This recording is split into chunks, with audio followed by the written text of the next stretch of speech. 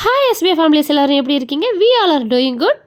பற்றி பார்க்க போகிறோம் அப்படின்னா, நம்ம எஸ்பிஓ நோட்டீஸ் போர்டில் வந்து யாரெல்லாம் இன்னும் நோட்டீஸ் போர்டை வந்து வாட்ச் பண்ணலையோ அவங்க எல்லாருமே நோட்டீஸ் போர்டை வந்து ஒன்ஸ் செக் பண்ணிக்கோங்க. ஒவ்வொன்றுத்துக்குமே சார் வந்து ஹெட்லைன் கொடுத்து தான் கீழேயுமே ரெக்கார்ட் கொடுத்துருக்காங்க. ஓகேவா? எல்லாமே கேட்டால் மட்டும்தான் உங்களுக்கு அடுத்தடுத்து அப்டேஷன் என்ன அப்படிங்கிறது புரியும். ஓகேவா? இப்போ நம்ம எதை பற்றி பார்க்க போகிறோம் அப்படின்னா, இந்த வரைக்கும் இல்லையா, old members any changes to upgrade again to save wallet money அப்படின்னு சொல்லிட்டு இந்த ஒரு இதை பற்றி தான் பார்க்க போகிறோம். இதுக்கு கீழேயுமே சார் வந்து ஆடியோ போட்டிருக்காங்க. பார்க்காதவங்க போய் பாருங்கள். இப்போ வாங்க ஒன் பை ஒன்னாக பார்த்துடலாம். வேர்ல்டு மெம்பர்ஸ்க்கு இது ஒரு முக்கியமான அப்டேட்டாக இருக்கும். வீடியோவை ஃபுல்லாக ஸ்கிப் பண்ணாமல் பார்த்தீங்கன்னா உங்களுக்கு புரியும். ரொம்ப ரொம்ப முக்கியமான அப்டேட். ஓகேவா? ஆல்ரெடி 80% உங்களோட வேலெட்டில் இருந்து டிடக்ஷன் ஆச்சு இல்லையா? அது ஏன் அப்படின்னா, நீங்கள் வந்து சேல்ஸ் டீம் சூஸ் பண்ணிவிட்டு பர்ச்சேஸ் பண்ணாமல் இருந்ததுனால உங்களோட வேலெட்டில் இருந்த அமௌண்ட் வந்து 80% வந்து டிடக்ஷன் பண்ணாங்க. ஏன்னா அப்போல்லாம் வந்து டைமிங் கொடுத்துருந்தாங்க. அதில் ஒரு சில பேர் என்ன சொல்லியிருக்கீங்க அப்படின்னா, எனக்கு உடம்பு சரியில்லை, பர்சனல் இஷ்யூ இருந்துச்சு, அந்த மாதிரி சொல்லியிருக்கீங்க. அப்படி இல்லைன்னா நோட்டீஸ் போர்டை நான் பார்க்கவே இல்லை அப்படிங்கிற மாதிரி சொல்லியிருக்கீங்க. அதுக்காக தான் நோட்டீஸ் போர்டில் வர இன்ஸ்ட்ரக்ஷனை வந்து நம்ம வந்து கவனமாக பார்க்கணும்.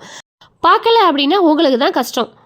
இப்போ வந்து சில பேர் என்ன பண்ணுறீங்க, எனக்கு வந்து அமௌண்ட்டு வந்து டிடக்ஷன் ஆகிடுச்சே, என்ன பண்ணுறது, ஏதாச்சும் பண்ணுங்க அப்படின்னு சொல்லிட்டு நீங்கள் வந்து எஸ்பிஓ மெயிலுக்கு வந்து நீங்கள் வந்து மெயில் போட்டு இப்போதைக்கு நிறைய பேர் காண்டாக்ட் பண்ணுறீங்க. ஓகேவா?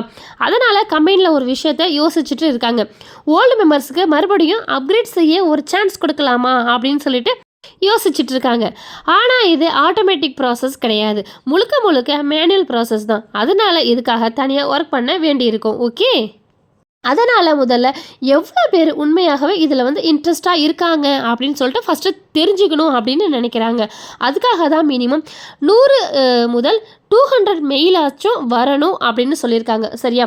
இமெயில் அனுப்ப வேண்டிய அட்ரஸ் வந்து இதில் நான் சொல்லியிருக்கேன் பாருங்கள், sbotvm@gmail.com.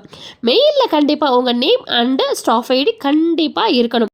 சப்ஜெக்டில் மட்டும் I am old members want to upgrade அப்படின்னு சொல்லிட்டு எழுதியிருக்கணும். இதை தவிர வேறு எந்த டீட்டெயில்ஸுமே அந்த இடத்துல தேவையில்லை. ஓகே? இந்த மெயில் அனுப்ப ஞாயிறு திங்கள் செவ்வாய் வரைக்கும் மட்டும்தான் டைம் இருக்குது. அதாவது 3 நாள், செவ்வாய்க்கிழமை வரைக்கும் மட்டும்தான் டைம் இருக்குது. இந்த 3 நாட்களில் 100 முதல் 200 மெயில் வந்துச்சுன்னா அடுத்த ஸ்டெப்பை வந்து கம்பெனி வந்து அறிவிக்கும். ஓகே?